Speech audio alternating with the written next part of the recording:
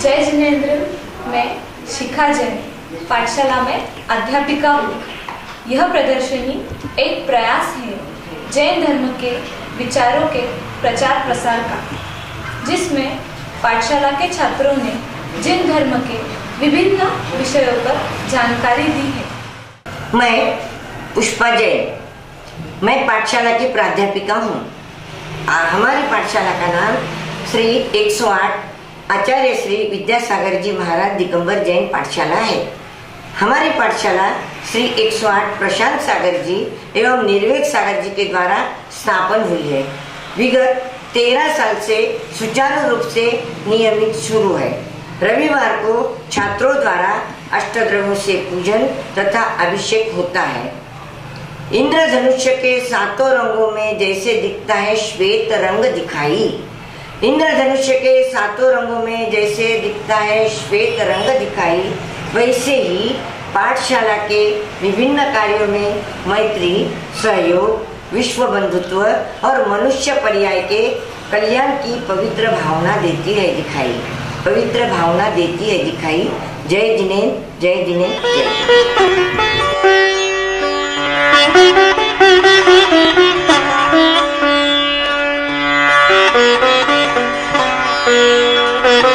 जिनेंद्र। मेरा नाम दिया जैन है। हमारी पाठशाला का नाम आचार्य श्री 108 विद्यासागर दिगंबर जैन पाठशाला सेलू है। मेरे विषय का नाम है आत्मा। मैंने यह विषय इसलिए लिया है क्योंकि जैन धर्म में आत्मा का ही सर्वोपरि महत्व दिया गया है।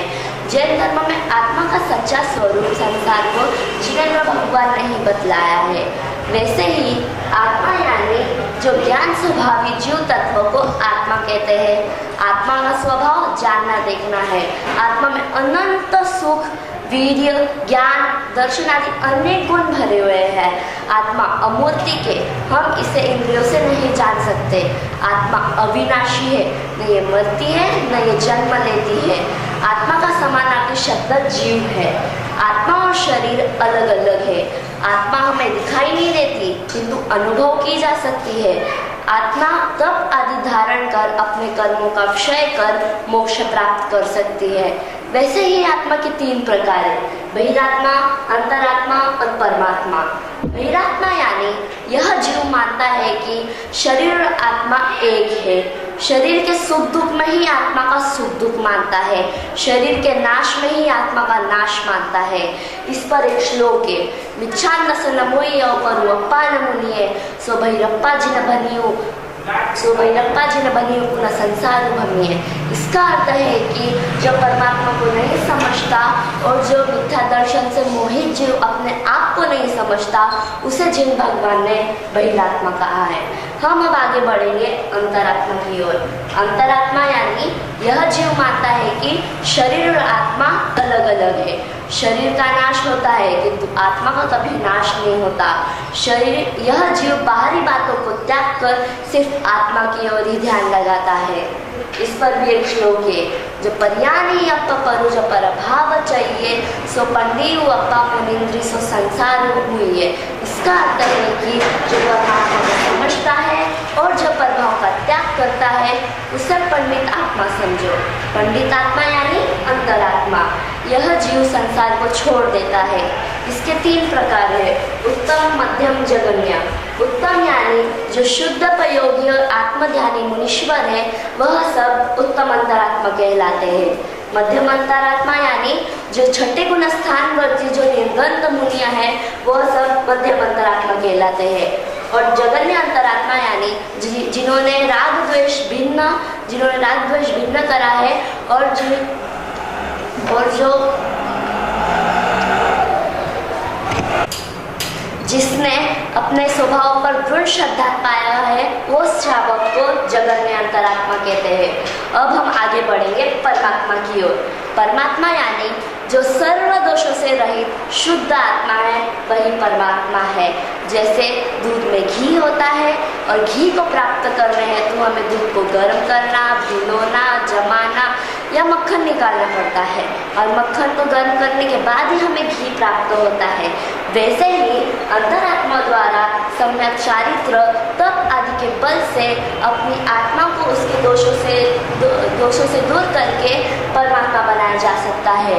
यह आत्मा की सर्वश्रेष्ठ अवस्था होती है। इस पर भी एक श्लोक है, निर्मल निकल शुद्ध जिनो विनो बुद्ध संतु सो परम्पा जिन बनियो एहु जाने निबंधु। इसका अर्थ है कि जो निर्मल निष्कल शुद्ध जिन विष्णु बुद्ध शिव और शांत है उसे जिन भगवान ने परमात्मा कहा है। इसके भी दो भेद है, सकल और निकल। सकल यानी कल से अभिप्राय है शरीर, जिन्होंने परमात्मा को शरीर रहित किया है। वैसे ही जिन्होंने घातिया कर्मों का नाश किया है उसे वह अवस्था सकल परमात्मा की है।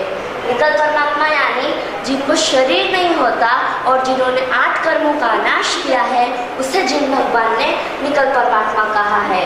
यह आत्मा हमारी होती है, हम इस रूप हो जाते हैं एकदम मैले एकदम गंदे।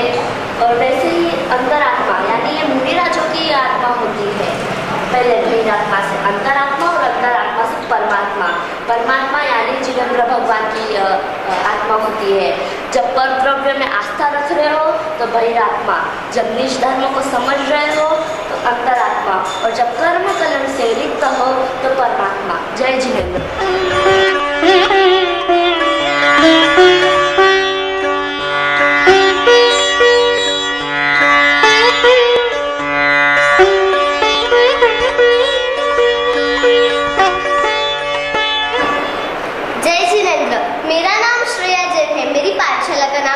आचार्य श्री 108 विद्यासागर दिगंबर जैन पाठशाला से ली। मेरे विषय का नाम है नमोकार महामंत्र। नमोकार मंत्र में पद को नमस्कार किया गया है, ना कि कोई विशेष व्यक्ति को। उस पद में अरिहंत सिद्ध आचार्य उपाध्याय और साधु, जगत के सब अरिहंत सिद्ध आचार्य उपाध्याय और साधु इसमें सम्मिलित है, और यह मंत्र सर्वश्रेष्ठ और महामंत्र भी है। नमोकार मंत्र में 5 परमेष्टि होते हैं, अरिहंत जी, सिद्ध जी, आचार्य जी, उपाध्याय जी और साधु जी। अरिहंत जी जो वीतरागी, सर्वज्ञ और हितोपदेशी होते हैं और जिनके 4 घातिया कर्म नष्ट हो चुके हैं उन्हें अरिहंत परमेष्टि कहते हैं, और उनके 46 गुण होते हैं। सिद्ध जी जो जन्म मरण से हमेशा के लिए छूट गए हैं और फिर लौटकर संसार में नहीं आएंगे उन्हें सिद्ध परमेष्टि कहते हैं, और उनके 8 गुण होते हैं। आचार्य जी जो दीक्षा और सदुपदेश देते हैं उन्हें आचार्य परमेष्टि कहते हैं, और उनके 36 गुण होते हैं। उपाध्याय जी जो स्वयं पढ़ते हैं और अपने शिष्यों को पढ़ाते हैं उन्हें उपाध्याय परमेष्टि कहते हैं, और उनके 28 गुण होते हैं। साधु जी जो विषय आशाओं से रहित, आरंभ परिग्रह से रहित एवं ज्ञान ध्यान में लीन होते हैं उन्हें साधु परमेष्टि कहते हैं, और उनके 25 गुण होते हैं। लिपिबद्ध कब और किसने किया?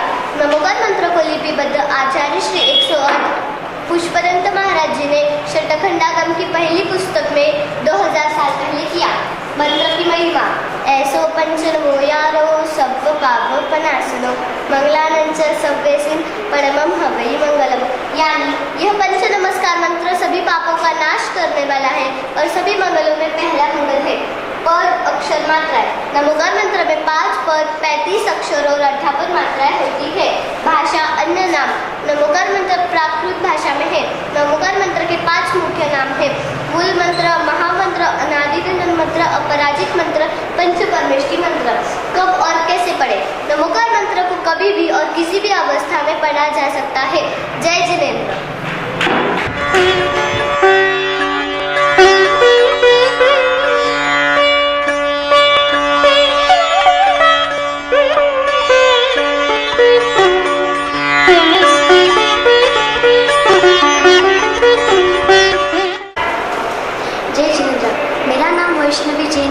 मेरे पाठशाला का नाम आचार्य श्री 108 विद्यासागर दिगंबर जैन पाठशाला है। मेरे टॉपिक का नाम है जिना मंदिर। जिना यानी कि जिनेंद्र भगवान की जहाँ प्रतिमा होती है वह जिन मंदिर यानी कि मंदिर, जैसे कि जिनेंद्र भगवान का मंदिर। मैं अभी आपको दर्शन कैसे करना बताती हूँ। जूते चप्पल खोलना चाहिए, चमड़ी चाहिए, हाथ पैर धोना चाहिए, फिर निश्चय बोलना चाहिए, फिर घंटा बजाना चाहिए, फिर अर्घ्यों के साथ चावल चढ़ाने चाहिए, फिर 3 फेरी लगाना चाहिए, फिर गंधोदक लगाना चाहिए। धन्यवाद।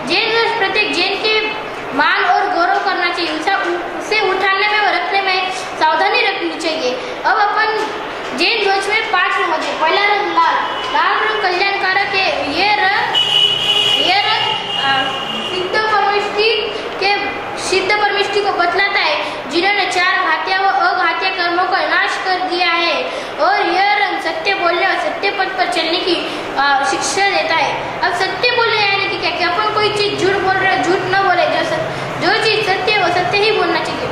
और सत्य पता नहीं कि अपन जो गलत रास्ते पे जा रहे हैं वो गलत रास्ता न चुनेंगे, और जो सत्य रास्ते वो सत्य रास्ते पर जाने की शिक्षा देता है।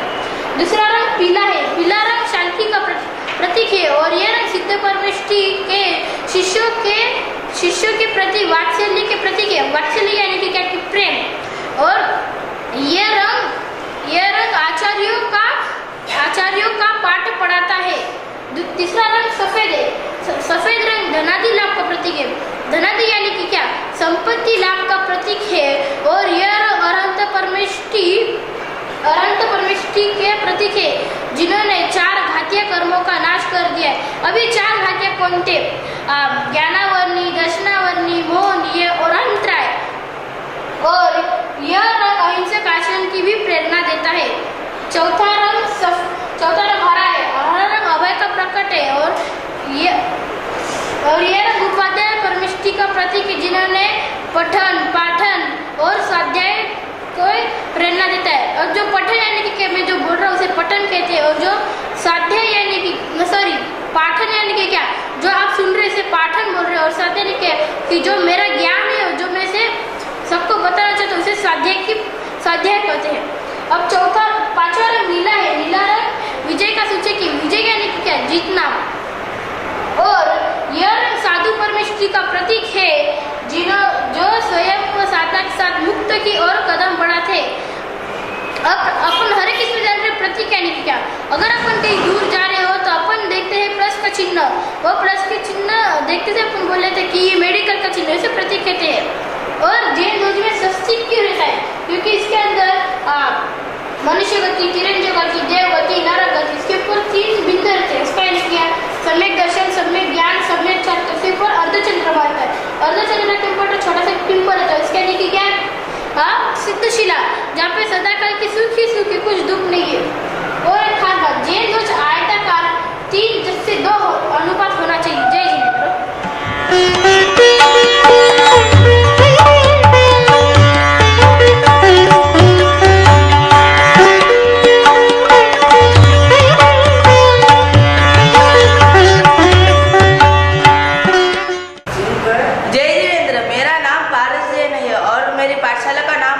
श्री 108 विद्यासागर दिगंबर पाठशाला सेलू से, और मेरे टॉपिक का नाम है जैन प्रतीक। जैन प्रतीक यह 1975 में भगवान महावीर के 25वें निर्वाण महोत्सव पर बना हुआ है। और यहाँ का जो जैन प्रतीक का बाहर का भाग है, इस भाग में सारे जीव और अजीव आदि पदार्थ पाए जाते हैं। यहाँ पे ऊर्ध्वलोक होता है। ऊर्ध्वलोक 16 होते हैं, और ऊर्ध्वलोक में देव रहते हैं। यहाँ पे मध्यलोक होता है। मध्यलोक 1 होता है। मध्यलोक में हम मनुष्य और तिर्यंश रहते हैं। यहाँ पे अधोलोक होता है। अधोलोक 7 होते हैं, और उसमें नारकी रहते हैं। यहाँ पे जो अर्धचंद्रमा दिखाई दे रही है, यह सिद्धशिला तथा उस पर बना बिंदु, यह सिद्ध जीव का प्रतीक है। उसके नीचे जो यह 3 बिंदु है, यह क्रमशः सम्यक दर्शन, सम्यक ज्ञान और सम्यक चारित्र का प्रतीक है। उसको रत्नत्रय भी कहा जाता है, जो कि हमको मोक्ष मार्ग तक ले जाता है। उसके नीचे जो यह स्वस्तिक चिन्ह है, स्वस्तिक चिन्ह यह धार्मिक चिन्ह है, और उसकी 4 भुजाएं, ये गतियाँ अर्थात मनुष्य गति, तिर्यक गति, देव गति और नर गति के संसार चक्र में से छूटकर हमको रत्नत्रय के द्वारा सीधे शिला तक जाने की प्रेरणा देती है। चौगति के भ्रमण को संसार चक्र कहते हैं। उसके नीचे जो यह हथेली है, इसको खुली हथेली कहा जाता है, और इस खुली हथेली के जैन धर्म के महान सिद्धांत अहिंसा का प्रतीक है, जो कि जीवों को खुले विचार और अहिंसक जीवन की प्रेरणा देती है। उसके बीचों बीच जो यह चक्र है, इसको धर्म चक्र कहा जाता है, और धर्म चक्र के अंदर 24 धारियाँ होती है, और 24 धारियाँ यह 24 तीर्थंकर तथा उनके द्वारा बताया गया वितराग धर्म का प्रतीक है, जो कि जिसका मूल भाव है अहिंसा। उसके नीचे जो यह लिखा हुआ है परस्पर रोग जीवा नाम, यह जैन धर्म के सबसे महान तत्वार्थ सूत्र इस ग्रंथ में से लिया हुआ है, और तत्वार्थ सूत्र उमा स्वामी ने लिखा हुआ है, और वह हमको यह नाम हमको बताता है कि हमको प्रेम सहयोग के सूत्र में बंधे रहना चाहिए। जय जय।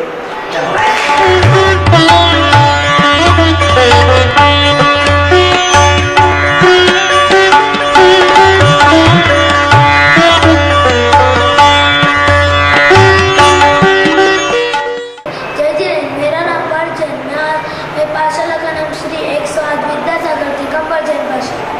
आज मैं आपको जिनवाणी का विषय के बारे में बताऊंगी। जिनवाणी यानी जिनेंद्र भगवान की वाणी को जिनवाणी कहते हैं। जिनेंद्र भगवान की वाणी सुनना और आत्मसात करना प्रत्येक श्रावक का महत्वपूर्ण कर्तव्य है। वाणी को 4 तरीकों से कहा गया है। प्रथमान्य, कर्तान्य, कर्तान्य, प्रवण्य, यह 4 नियम। प्रथमान्य, जिन शास्त्रों में 63 शलाका महापुरुषों, 24 तीर्थंकर, 12 चंद्रवर्ती, 9 नारायण, 9 प्रतिनारायण और 9 बलभद्र आदि का वर्णन हो वह एवं अन्य महापुरुषों की चारित्र का वर्णन हो, इनके पढ़ने से हमें यह ज्ञान होता है कि संसार के भटकते हुए जीवों को संसार एवं भोगों से विरक्ति होती है और वे धर्म ध्यान में लगने का प्रयत्न करते हैं। मैं आपको प्रथमान्य इसके ग्रंथ बताऊँ। प्रथमान्य पद्म पुराण, हरिवंश पुराण, 24 पुराण, आदि पुराण, यह 4 ग्रंथ। कर्म, आइए मैं आपको कर्मयोग इसके बारे में बताऊँ।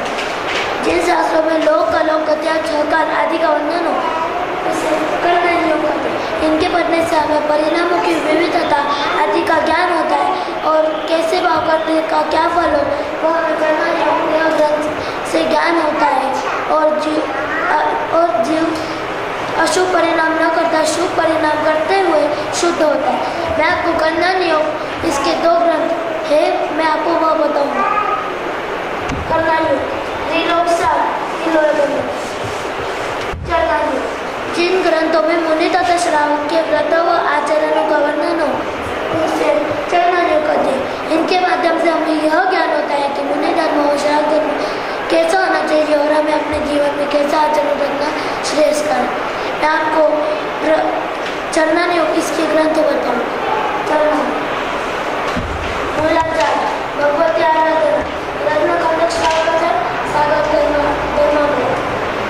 द्रव्यान योग, जिनमें 6 द्रव्य, 7 अथवा 9 पदार्थ आदि का वर्णन हो उसे द्रव्यान योग कहते हैं। इन शास्त्रों द्वारा स्व पर का भेद जीव को होता है और जो स्वयं में लीन होता हुआ अपना कल्याण करता है। मैं आपको द्रव्यान योग के ग्रंथ बताता हूँ। द्रव्यान योग, द्रव्य संग्रह, समय सार, तत्व विशेष। जय जी।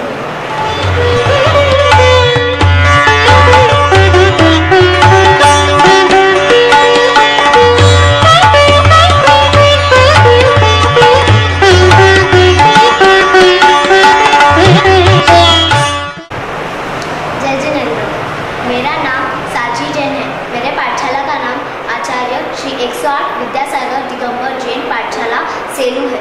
मेरा विषय गतिया है। गतिया यानी जीव की अवस्था विशेष को गतिया कहते हैं। अपराध करने पर जीव को अपराध का फल निरंतर भोगना पड़ता है। अब मैं आपको बताऊंगी नरक गति।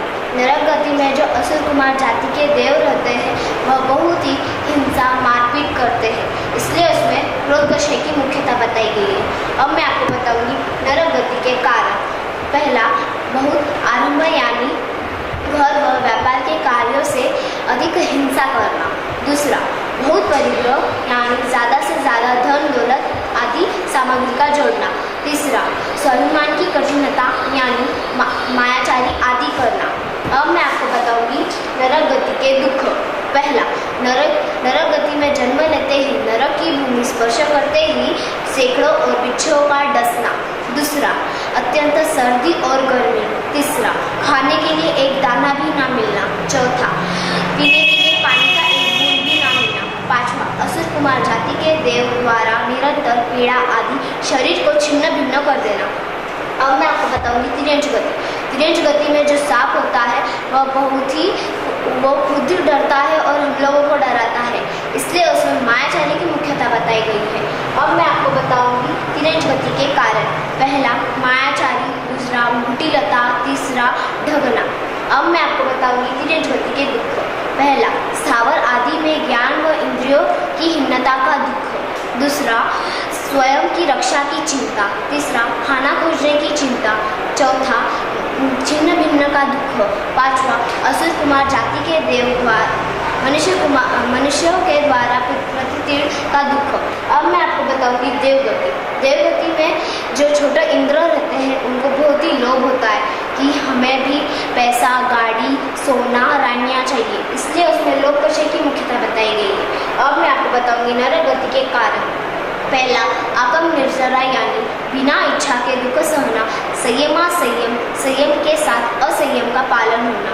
दूसरा, सहराग संयम, राग सहित संयम का पालन होना। तीसरा, बालक यानी बिना ज्ञान के नियम संयम का पालन करना। अब मैं आपको बताऊंगी देवगति के दुख। पहला, अधिक से अधिक विषय भोगों की आकुलता। दूसरा, अपने से बड़े देव के अधीन का दुख। तीसरा, अपने से बड़े देव के विषय भोगों की ईर्ष्या। अब मैं आपको बताऊंगी मनुष्य गति। मनुष्य गति में जो लोग होते हैं उनको बहुत ही ईगो एटीट्यूड होता है, इसलिए उसमें मान विषय की मुख्यता बताई गई है। अब मैं आपको बताऊंगी मनुष्य गति के कारण। पहला, अल्प आरंभ यानी घर व्यापार के कार्यों से अधिक हिंसा करना। दूसरा, अल्प परिग्रह यानी धन, दौलत, पैसा आदि सामग्री का छोड़ना। तीसरा, स्वाभिमान की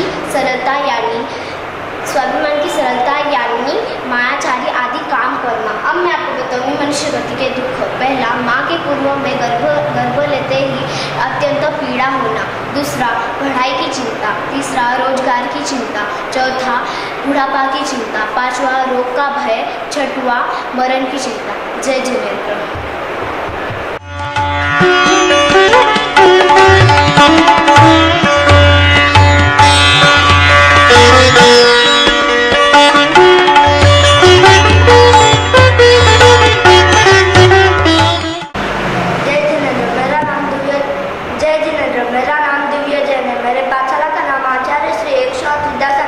दिगंबर जैन पाठशाला सेलू है।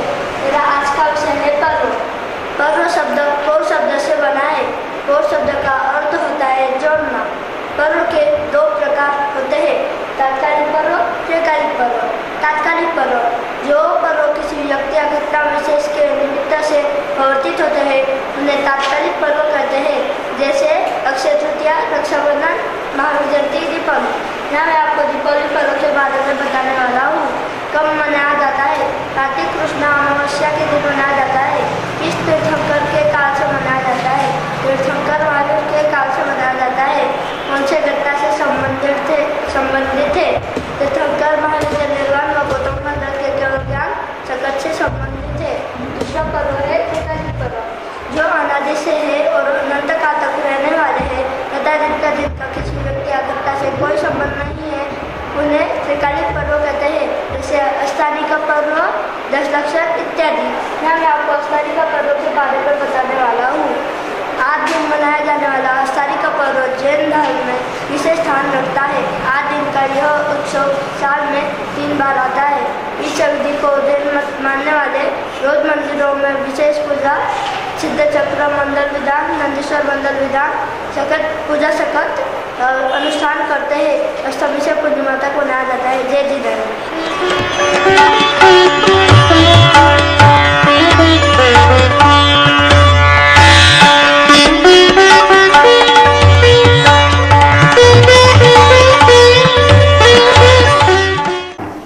जय जिनेंद्र। मेरा नाम लावंशी जैन है।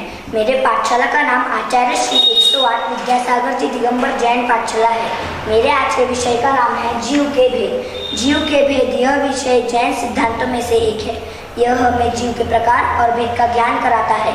जीव के 2 भेद पाए जाते हैं, संसारी और मुक्त। संसारी, जो जन्म मरण के दुख उठाते हैं उन्हें संसारिक जीव कहते हैं, और जो जन्म मरण के दुखों से हमेशा के लिए छूट गए हैं और लौटकर संसार में कभी नहीं आएंगे, वो मुक्त जीव कहते हैं। संसारी जीव के 2 भेद पाए जाते हैं, त्रस और स्थावर। त्रस, जो अपने इच्छा अनुसार एक स्थान से दूसरे स्थान पर जा सकते हैं उन्हें त्रस जीव कहते हैं, और जो अपने इच्छा अनुसार एक स्थान से दूसरे स्थान नहीं जा सकते उन्हें स्थावर जीव कहते हैं। स्थावर जीव के 5 भेद पाए जाते हैं, पृथ्वी कई, जल कई, अग्नि कई, वायु कई, वनस्पति कई। पृथ्वी कई, जिन जीवों का शरीर पृथ्वी है उन्हें पृथ्वी का एक जीव कहते हैं, जैसे रेत, मिट्टी, सीमेंट आदि। जिन जीवों का शरीर जल है उन्हें जल का एक जीव कहते हैं, जैसे पानी, बर्फ आदि। जिन जीवों का शरीर अग्नि है उन्हें अग्नि का एक जीव कहते हैं, जैसे दीपक, ज्वाला आदि। जिन जीवों का शरीर वायु है उन्हें वायु का एक जीव कहते हैं, जैसे हवा, पवन आदि। जिन जीवों का शरीर वनस्पति है उन्हें वनस्पति का एक जीव कहते हैं, जैसे पेड़ पौधे। वनस्पति का एक के दो भेद पाए जाते हैं। प्रत्येक वनस्पति साधारण वनस्पति, प्रत्येक वनस्पति एक शरीर का एक ही स्वामी है, उसे प्रत्येक वनस्पति का एक जीव कहते हैं। जैसे एक आत्मा को एक ही जन संभाल सकता है, एक से ज्यादा जन नहीं संभाल सकते, उसे प्रत्येक वनस्पति का एक जीव कहते हैं। साधारण वनस्पति का एक शरीर के अनेक स्वामी है, उसे साधारण वनस्पति का एक जीव कहते हैं। जैसे बैंगन के अंदर हमें अनेक जीव पाए जाते हैं, इन बाहर से वो हमें एक ही दिखता है, उसे साधारण वनस्पति का एक जीव कहते हैं। प्रत्येक वनस्पति का एक के दो भेद पाए जाते हैं, सपरिष्ठित, अपरिष्ठित। सपरिष्ठित जिसके आश्रय से अनेक निगोदिया जीव रह सकते हैं उन्हें सपरिष्ठित का एक जीव कहते हैं। जैसे आलू के अंदर हमें एक इंद्रिय, दो इंद्रिय, तीन इंद्रिय, ऐसे हमें अनेक जीव पाए जाते हैं, उसे सपरिष्ठित का एक जीव कहते हैं। अपरिष्ठित जिसके आश्रय से हमें एक भी निगोदिया जीव नहीं पाए जाते, उसे अप्रतिष्ठित का एक जीव कहते हैं। साधारण वनस्पति का एक के दो भेद पाए जाते हैं, नित्य निगोद, इतर निगोद। नित्य निगोद जो अनादिकाल से आज तक एक ही पर्याय में जिन्होंने दूसरी पर्याय प्राप्त नहीं की है, उसे नित्य निगोदिया जीव कहते हैं। जैसे मैं अनादिकाल से आज तक मैंने चारों गति में से मैंने एक भी गति प्राप्त नहीं की है, उसे नित्य निगोदिया जीव कहते हैं। इतर निगोद जो नित्य निगोद से निकल कर जिन्होंने दूसरी पर्याय प्राप्त करो, पुनः जो नित्य निगोद में जाने वाले हैं, उसे इतर निगोदिया जीव कहते हैं। जैसे मैं नित्य निगोद से निकलकर मैंने मनुष्य गति धारण की है, तो मरकर वापिस से अगर मैं नित्य निगोद में जाने वाले हूँ तो उसे इतर निगोदिया जीव कहते हैं। जय जिनेन्द्र।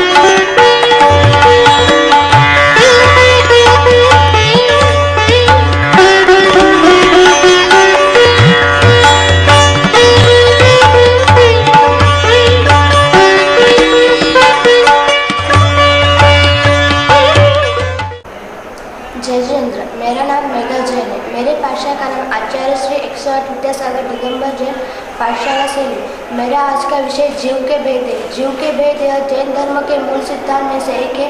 यह हमें जीव के भेद और प्रकार का ज्ञान कराता है। जीव के दो भेद होते हैं, संसारी और मुक्त। संसारी यानी जो जन्म मरण के दुख उठाते हैं उन्हें संसारी जीव कहते हैं। मुक्त जीव जो जन्म मरण के दुख से हमेशा के लिए छूट गए हैं और लौटकर वापस नहीं आने वाले हैं, उन्हें मुक्त जीव कहते हैं। संसारी जीव के दो भेद होते, त्रस और स्थावर।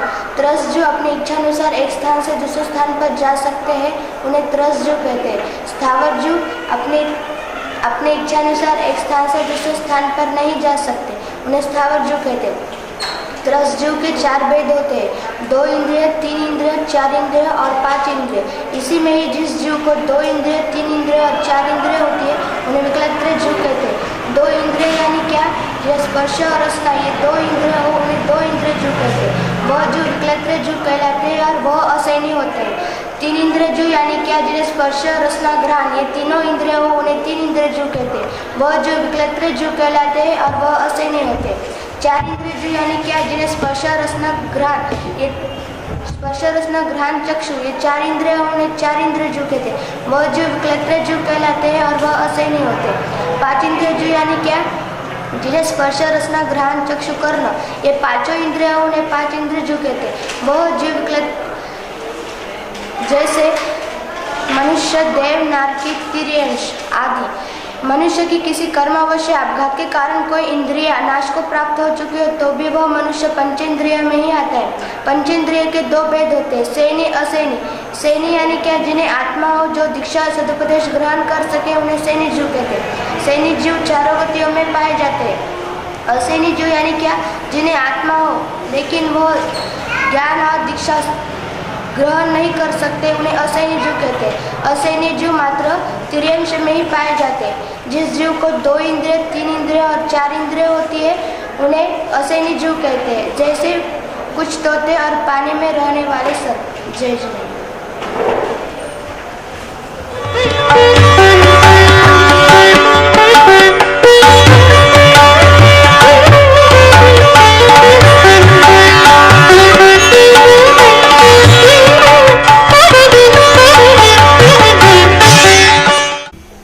जय जिनेन्द्र। मेरा नाम युग जैन है। मेरे पाठशाला का नाम आचार्य श्री 108 विद्यासागर दिगंबर जैन पाठशाला है। मेरे आज के विषय का नाम 12 भावना है। तो मैं पहली 6 भावनाओं का वर्णन करूँगा और 7 से 12 भावनाओं का वर्णन मेरी साधन सेवन करेगी। और यह जो विषय है 12 भावना इसलिए लिया क्योंकि इन भावनाओं को बार बार भाने से संसार, शरीर, भोगादि विरक्त भाव उत्पन्न हुए हैं और शुद्ध ज्ञान की वृद्धि हुई है। और भूतकाल में अनेक महापुरुष हुए, उन्होंने भी इन भावनाओं का चित्तवध किया है। तो मेरी पहली भावना है अनित्य भावना। संसार में सभी वस्तुएं अनित्य है, सभी नाशवान है। ऐसी कोई भी वस्तु नहीं जो सदा रहे।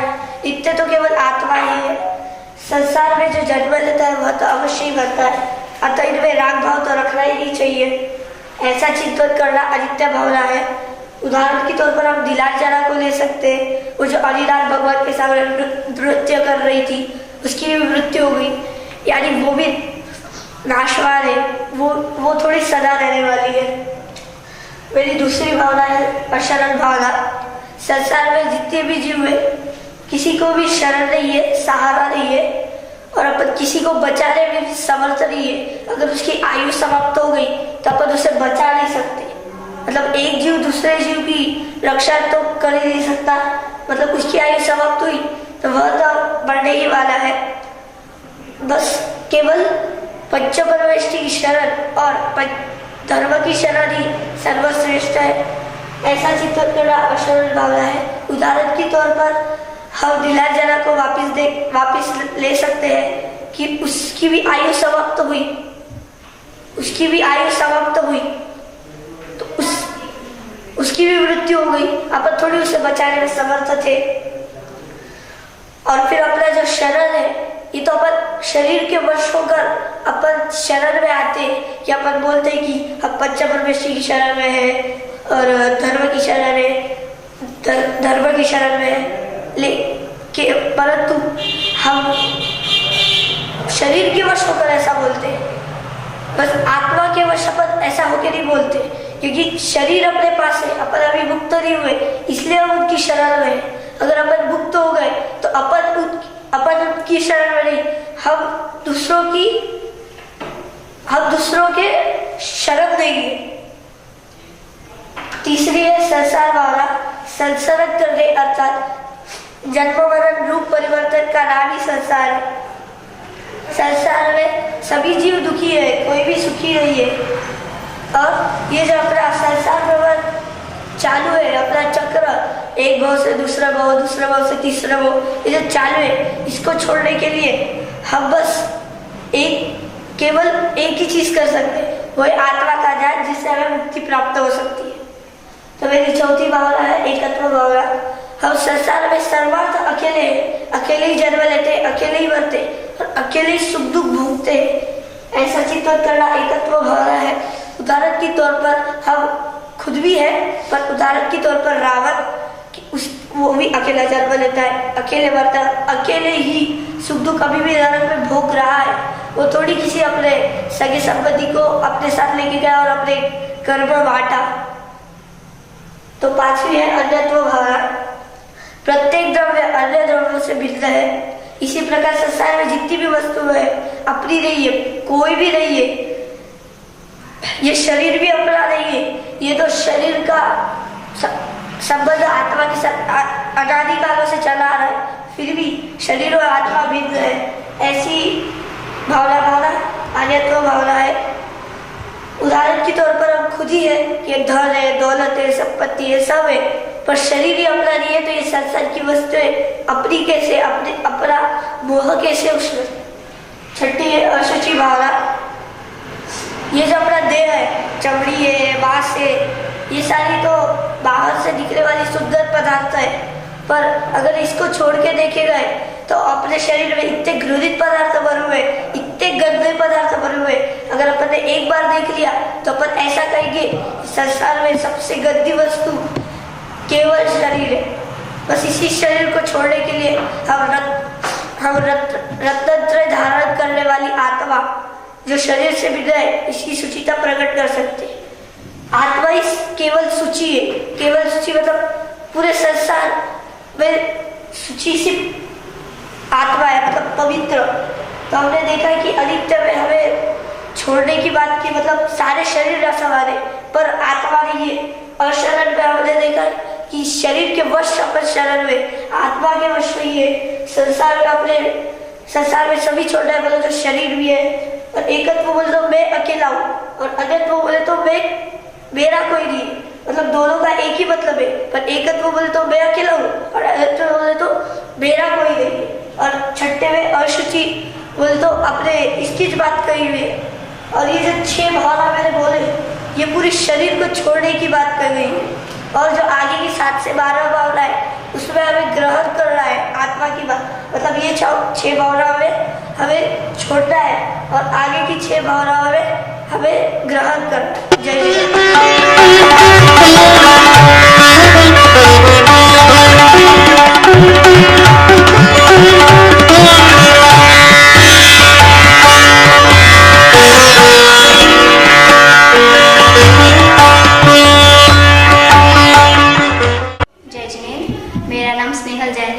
मेरी पाठशाला का नाम आचार्य श्री 108 विद्यासागर दिगंबर जैन पाठशाला है। मैं आपको आज 12 भावनाओं में से 7 से 12 भावनाओं के बारे में बताने जा रही हूँ। 7वीं भावना का नाम है आश्रय भावना। मोह निंद के जोर जगवासी हूँ मैं सदा, कर्म चोर चहुआ सर्वस लूटे सुध नहीं। इसका अर्थ गैर मोह निद्रा में सोने वाला व्यक्ति जब कर्म रूपी चोरों के द्वारा संपूर्ण रूप से लूट जाता है, फिर भी उसे कुछ खबर नहीं रहती, और यह व्यक्ति निरंतर ही इन कर्म रूपी चोरों के द्वारा लूटे जाने से इस संसार में भ्रमण करता आ रहा है। इसका चिंतन आश्रय भावना में किया गया है। संवर भावना। सदगुरु देव जगाए मोह निंदा जब ऊपर समय, तब कुछ बने उपाय कर्म चोर आवत रुके। इसका अर्थ है कि मोह निंद में सोने वाला व्यक्ति जब सदगुरु के द्वारा उठाए जाने पर अपनी मोह निद्रा को छोड़ेगा, तो वह इस कर्म रूपी चोरों के द्वारा लूटे जाने से बच सकता है और इस संसार से बाहर निकलने के उपाय को विचार कर सकता है। निर्जरा भावना।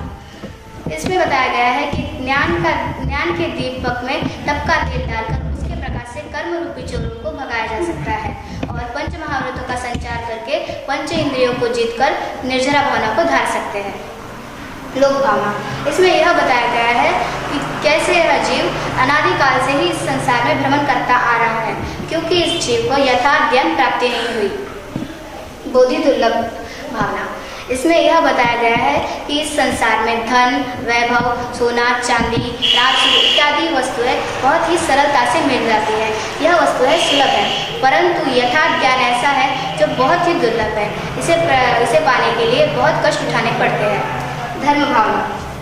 इसमें यह बताया गया है कि धर्म का अर्थ है कि मनुष्य के हाव भाव कैसे है,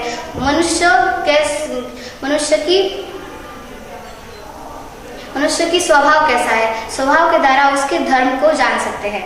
जय श्री।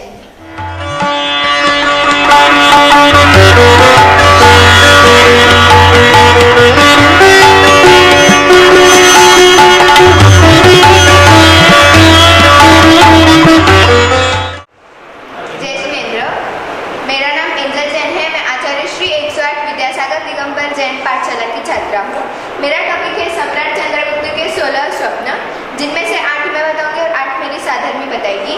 तो मैंने यह टॉपिक इसलिए चूज किया है क्योंकि सम्राट चंद्रगुप्त ने जो पंचम काल में स्वप्न देखे थे वह अभी अक्षरशः सच घटित हो रहे हैं, जिन्हें हमें जानना आवश्यक है। तो पहला स्वप्न है अस्त होता हुआ सूर्य। इसका मतलब है कि राजा और उनकी नेता पंचम काल में श्रुतकालीन मुनि नहीं होंगे। दूसरा है कल्पवृक्ष की टूटी शाखा। इसका मतलब है राजा और उनकी नेता में संयम नहीं होगा। तीसरा है सीमा उल्लंघन करता हुआ समुद्र। इसका मतलब है कि राजा और उनकी नेता प्रजा की सेवा करना छोड़कर उनके ही शोषण में लग जाएंगे। चौथा है 12 फनों वाला सर्प। इसका मतलब है कि 12 वर्षों का भयंकर अकाल पड़ेगा, जिसमें आप जानते ही होंगे कि जैन धर्म के 2 भेद इसी 12 वर्ष के अकाल में गिरे हुए थे। पांचवा है देव विमान से वापस लौटते हुए देखे। इसका मतलब है पंचम काल में स्वर्ग के देव भूमि पर नहीं आएंगे। छठवा है ऊंट पर बैठा हुआ राजकुमार। इसका मतलब है कि पंचम काल में देव राजा और उनके शासक लोग जैन धर्म को छोड़कर अन्य धर्म अंगीकार करेंगे और हिंसा आदि पाप के मार्ग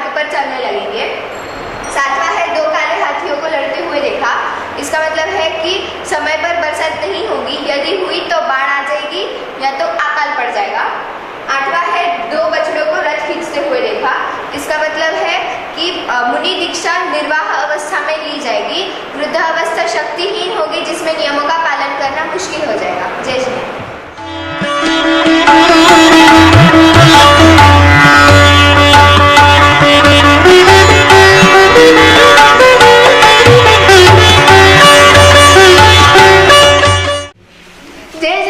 मेरा नाम मीना जैन है। मैं आचार्य श्री 108 दिगंबर जैन पाठशाला की छात्र हूँ। मेरा आज का विषय सम्राट चंद्रगुप्त मौर्य के 16 सपने हैं। मैंने यह विषय इसलिए लिया है क्योंकि हमें पता चलना चाहिए कि सम्राट चंद्रगुप्त मौर्य ने जो सपना देखे हैं उसमें क्या है और पंचम काल में क्या क्या होने वाला है वो देखना है। इसका वर्णन आचार्य भद्रबाहु ने बताया है। नंबर सपना, भूत प्रेत को नाचते हुए देखा। लोग अरिहंतों को छोड़कर विशेष देवों की विशेष पूजा करते रहेंगे। अगर उनमें दोष होंगे तो भी लोग उनकी पूजा करते रहेंगे। जैसे कि इस पंचम काल में लोग जैन धर्म होके भी अन्य देवी देवताओं को श्रद्धा रखते हैं, तो अन्य धर्म के लोग जैन धर्म पर क्या विश्वास रखेंगे। 11वां सपना, सोने के पात्रों में कुत्ते को खीर खाते हुए देखा। सोने के पात्रों में कुत्ते को खीर खाते हुए देखा, इसका यह अर्थ है कि उच्च कुल के राजाओं की जो लक्ष्मियां हैं वो उनके पास से लेकर नीच कुल के लोगों के पास चले जाएंगे। जैसे कि मुस्लिम लोगों का शासन हुआ और वे राजा बनकर उच्च कुल के लोगों के पास चले गए शासन करने। जुगनू को चमकते हुए देखा। 11वां सपना, जुगनू शुद्धधारियों और जिनवानी का प्रकाश जिनवानी का प्रतीक है। जैन धर्म की प्रभावना क्रम होती चली जा रही है। जुगनू का प्रकाश इतना अल्प होता है कि वो किसी को भी मार्ग नहीं दिखा सकता, क्योंकि उसका प्रकाश इतना अल्प होता है कि वो किसी को भी मार्ग नहीं दिखा सकता। उसी प्रकार पंचम काल में जिनवानी का प्रकाश अल्प से अल्प होता जाएगा। जैसे कि पंचम काल में मुगल और अंग्रेजों का साम्राज्य हुआ, उनके साम्राज्य में जैन धर्म के ग्रंथ पुरातन जिनालय का नाश हुआ है, जिससे जैन धर्म राष्ट्र को प्राप्त हुआ। 12वां सपना, सूखा हुआ सरोवर दक्षिण की तरफ जाते हुए देखा। इसका यह अर्थ है कि जिन जिन स्थानों पर पंचकल्याणक हुए हैं उन स्थानों पर धर्म का बहुत ह्रास हुआ है। जैसे कि पंचम काल के अंत में दक्षिण भारत में अल्पसा ही जैन धर्म रह जाएगा। 13वां सपना, धूल में खिलते हुए कमल को देखा। इसका यह अर्थ है कि मिट्टी को रज भी कहा जाता है। ब्राह्मण और क्षत्रिय में अन्य जैन धर्म ज्यादा मान्यता में होगा और वैश्य लोग जैन धर्म पालेंगे और धर्मवान होंगे। 13वां सपना, 14वां सपना, छिद्र सहित चंद्रमा को देखा। इसका यह अर्थ है कि जिन शासन में अनेक भेद बढ़ जाएंगे, जैसे कि 20पंथी, 13पंथी, दिगंबर, श्वेतांबर आदि, अर्थात उनमें फूट पड़ जाएंगी। जैसे कि यह तो कहने की जरूरत ही नहीं कि जैन धर्म में कितने शाखाएं मतभेद हो चुके हैं। 16वां सपना, हाथी पर बैठा बंदर देखा। जैसे कि नीच लोग राज्य करेंगे और क्षत्रिय में जैनी लोग उनके सेवा करेंगे।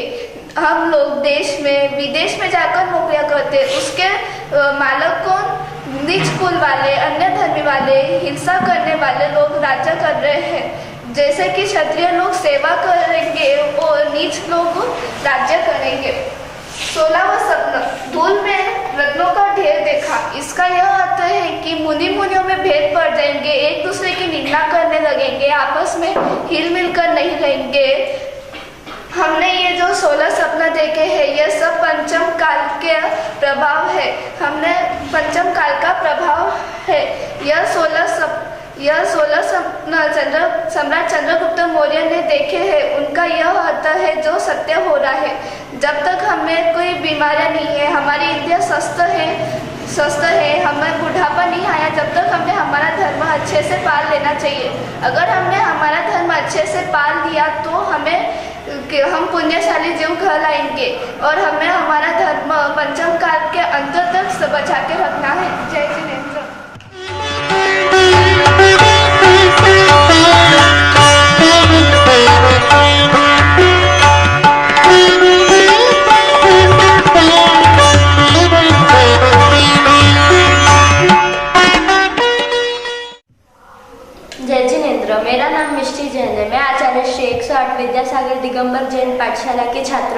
आज का मेरा विषय तप भावना है। आपने यह पंक्ति सुनी ही होगी, इच्छा विरोधस्य तप। इसका मतलब होता है कि मन की इच्छाओं को त्याग कर धर्म की राह पर चलना। और मैंने यह विषय इसलिए चुना है क्योंकि जब हम इसका अर्थ सरल रूप से समझेंगे तो रुचि स्वयं ही प्रकट होगी। तो तप भावना के दो भेद होते हैं, अंतरंग तप और बाह्य तप। मैंने आज बाह्य तप के बारे में आपको बताने वाली हूँ। बाह्य तप के 6 भेद होते हैं, अंशत तप, अमोदर्य तप, वृत्ति परिसंख्यान तप, रस परित्याग तप, विविक्त शयन तप और कायक्लेश तप। अंशत तप में यह होता है कि किसी भी प्रकार के फलों का त्याग अपेक्षा से रहित होकर करना, वह अनशन तप है। अनशन तप 2 प्रकार से लिए जाते हैं, काल की मर्यादा से और आजीवनता से। अमोदर्य तप, खाना खाते समय पेट भरकर न खाना, उससे कम खाना, वह है अमोदर्य तप।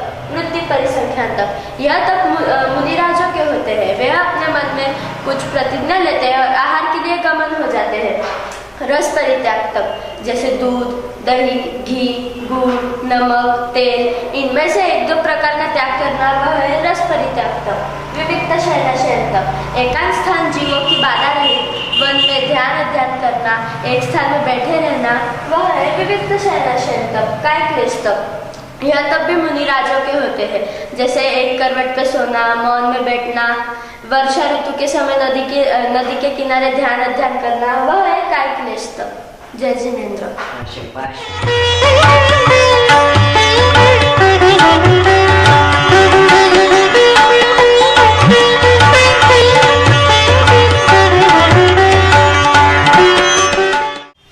जय जिनेंद्र। मेरा नाम हिमांशी जैन। मैं आचार्य श्री 108 विद्यासागर दिगंबर जैन पाठशाला की छात्र हूँ। मेरा आज का विषय है तप भावना। तप भावना यह विषय मैंने इसलिए लिया क्योंकि तप भावना यह विषय जानकर जब हम इसका फल सरल रूप से समझेंगे तो ही रुचि स्वयं प्रकट होगी। तप भावना के 2 भेद हैं, अंतरंग तप और बाह्य तप। बाह्य तप के बारे में मेरी साधर्मी मिष्टी आपको बताएगी और अंतरंग तप के 6 भेद हैं। 3 भेद मैं बताऊंगी और 3 भेद मेरी साधर्मी विभूति। पहला, प्रायश्चित तप। प्रायश्चित तप यानी यदि प्रमाद से भूल से दोष लग जाए तो मुनियों के पास तथा आचार्यों के पास जाकर प्रायश्चित लेकर उसका सावधानी से पालन करना प्रायश्चित तप कहलाता है। दूसरा, विनय तप। विनय तप के 6 भेद हैं। पहला, दर्शन विनय। ज्ञान वितरक सर्वज्ञदेव ने जो पदार्थों का स्वरूप बताया है वह ज्ञान विनय है। दूसरा ज्ञान विनय, वितरक सर्वज्ञदेव की देशना को अत्यंत आदरपूर्वक समझना, ग्रहण करना और उसका अभ्यास करना ज्ञान विनय है। तीसरा, चारित्र विनय। ज्ञान दर्शन सहित मुनिराजों का श्रवण करना, अंतरंग में भक्ति का प्रकट होना, कषाय भाव को परम शांत भाव से सर तक अंगीकार करके चारित्र तप होना चारित्र विनय है। चौथा, तप भावना। तप भावना यानी संसार के दुख को छेड़ने वाला और शाश्वत सुख देने वाला, विषय कषायों से रहित कराने वाला एक ही तप जिससे परम शरण दिखाई देता है, ऐसे व्यक्ति को तप विनय प्रकट होता है। उपचार विनय। आचार्यों की आदि मुनियों की हृदयपूर्वक सेवा करना, उनकी आज्ञा मानना, उनके चरण कमल में नतमस्तक होना उपचार विनय है। व्यवहार विनय। अन्य साधर्मियों की, शिष्यों की, मंदज्ञान वालों की यथायोग्य विनय करना, यह व्यवहार विनय है। कायत्सव तप। आत्मा में लीन होकर आत्मा का चिंतन करना कायत्सव तप है। जय जिनेंद्र।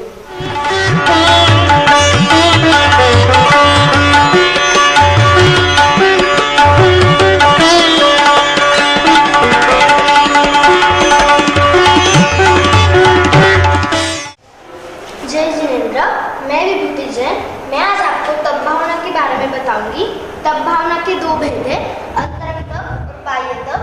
बाह्य तप मेरी साधर्मी मिष्टी आपको बताएंगी और अंतरंग तप के 6 प्रकार है, उनमें से 3 प्रकार मैं आपको बताऊंगी और 3 प्रकार मेरी साधर्मी हिमांशी आपको बताएंगी। स्वाध्याय तप। स्वाध्याय तप का हम पहले वर्णन करते हैं। स्वाध्याय तप के 5 भेद हैं, वाचना, रुचना, अनुप्रेक्षा, आमनाय और धर्मोपदेश।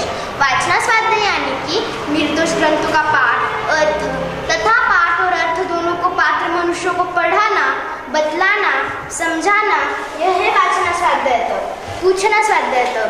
पूछना स्वाध्याय तप यानी कि अपना संशय दूर करने के लिए बहुज्ञानी से विनय पूर्वक प्रश्न करना, यह है पूछना स्वाध्याय तप।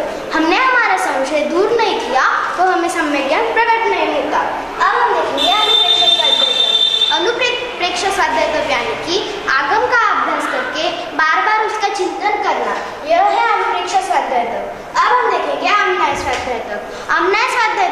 कि जल्दी पढ़ना, मीठे स्वर में पढ़ना, भाव सहित पढ़ना, दोषों को दूर करके पढ़ना, यह है आपका स्वाध्याय तप। अब हम देखेंगे धर्मोपदेश स्वाध्याय तप। धर्मोपदेश स्वाध्याय तप यानी कि वक्ता को सभी शास्त्रों का ज्ञान होना चाहिए। कषाय को घटाने के लिए और अज्ञान को मिटाने के लिए हमें धर्म के कर्मों का उपदेश करना चाहिए, यही है धर्मोपदेश। अब हम देखेंगे वैयाव्रत तप। वैयाव्रत तप यानी कि जिनमें गुणों में प्रीति, धर्म में श्रद्धा, धर्मात्मा में वात्सल्य, निर्विचिकित्सा आदि गुण होते हैं, उसे वैयाव्रत तप कहते हैं। आगम के अनुसार 10 प्रकार के साधुओं की वैयाव्रत की है, जैसे कि आचार्य, उपाध्याय, तपस्वी, शिक्षक, ग्लान, गज, कूर, संघ, साधु और मनोज्ञ, इन 10 प्रकार के साधुओं की वैयाव्रत की है। अब हम देखेंगे ध्यान तप। ध्यान तप के 2 प्रकार है, अशुभ ध्यान और शुभ ध्यान। अशुभ ध्यान के 2 प्रकार है, आर्त ध्यान और रौद्र ध्यान। शुभ ध्यान के भी 2 प्रकार है, धर्म ध्यान और शुक्ल ध्यान। आर्त ध्यान यानी कि अपना बुरा करना, अपना बुरा सोचना। रौद्र ध्यान यानी कि दूसरों का बुरा करना, दूसरों का बुरा सोचना। धर्म ध्यान यानी कि हम कर सकते हैं पर शुक्ल ध्यान हम नहीं कर सकते हैं। जय हिंद।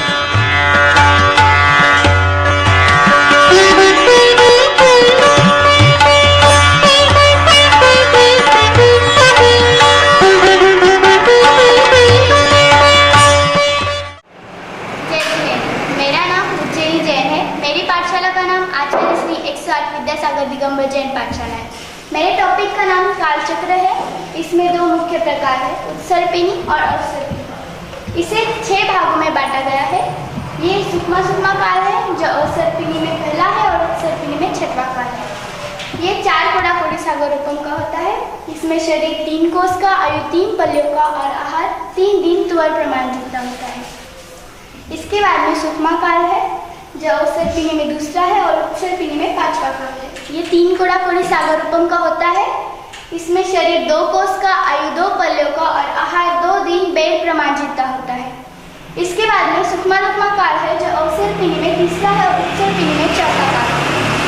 ये 2 कोड़ा कोड़ी सागर रूपम का होता है। इसमें शरीर 1 कोष का, आयु 1 पल्यों का और आहार 1 दिन आवला प्रमाण जितना होता है।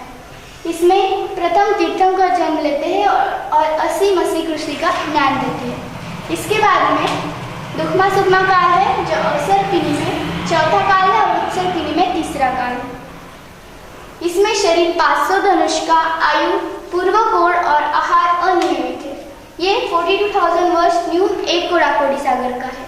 इसमें 23 तीर्थंकर जन्म लेते 23 तीर्थंकर है और चक्रवर्ती, शलाका आदि पुरुष है। इसके बाद में दुखमा काल है जो 21,000 वर्ष का है। ये अवसर्पिणी में 5वां है और उत्सर्पिणी में 2रा काल है। इसमें शरीर 7 हाथ का, आयु 133 वर्ष का और अंत में सर्वप्रलय है। इसमें यंत्र प्रयोग है, वैज्ञानिक शक्ति भी है और सुखद परिवर्तन भी। इसके बाद में दुखमा काल है जो 21,000 वर्ष का है। ये अवसर्पिणी में 6वां काल है और उत्सर्पिणी में 1ला काल है। इसमें शरीर 1 हाथ का, आयु 20 वर्ष का और बिलवासी, मत्स्य भोजन, नरगामी में जाने वाले लोग भी इसमें रहते हैं। इसमें छोटे छोटे बोने होते हैं जो मत्स्य भोजन करते हैं। हम इन सब में से अवसर्पिणी के 5म काल में रहते हैं। जय जिनेंद्र।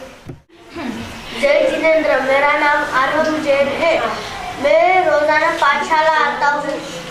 हमें आचरण सिखाती हमारी पाठशाला है। हमें सदा विनय करना सिखाती पाठशाला है। माता पिता की सेवा करना सिखाती पाठशाला। जय जिनेंद्र। मेरा नाम अतिशय जैन। हमारे विशेष पुण्य के कारण हमें इतना अच्छा समाज मिला और अतिशय पुण्य के कारण पाठशाला जाने का सौभाग्य मिला है। जय जिनेंद्र। जय जिनेंद्र। मैं शाश्वत जैन। हमारे पाठशाला में धार्मिक संस्कार तो मिलते ही है, साथ हम एक अच्छे इंसान बनना सीख रहे हैं। आप सभी से अनुरोध है, आप भी मंदिर जी पाठशाला तथा धार्मिक आयोजनों से जुड़े।